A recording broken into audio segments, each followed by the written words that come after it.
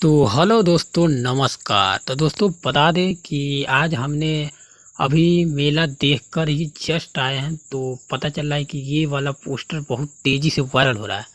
तो बता दें दोस्तों, अभी हम मेला देख के आए, अभी 12 बज रहा है, रात 12। तो आप लोग देखिए, ये मेला वाला पोस्टर है। हाँ, तो चलिए देखिए आप लोग, ये गाना का टाइटल है चुम्मा चुम्मा। तो आप लोग को तो पहले ही पता है कि चुम्मा चुम्मा गाना खेसारी भैया का आने वाला है। तो देखिए ये गाना 8 अक्टूबर यानी कल ये गाने का टीजर आने वाला है। गाना नहीं आएगा, टीजर आएगा। तो ये गाना का टीजर कल आएगा। तो आप लोग कितना एक्साइटेड है इस टीजर को देखने के लिए, और भरपूर प्यार दीजिएगा।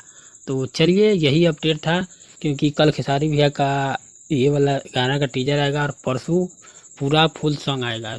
तो देखिए ये गाना खेसारी लाल यादव यानी खेसारी भैया गाया है और शिल्पी राज भी साथ में गया है।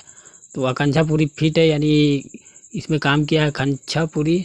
और हाँ दोस्तों, ये जो पोस्टर देख रहे हैं आप, ये झिझिया वाले झिझिया डायन, ये भी वीडियो कल आप लोग को देखने को मिल जाएगा इस चैनल से। तो चलिए लास्ट में मिलते हैं किसी और वीडियो के साथ।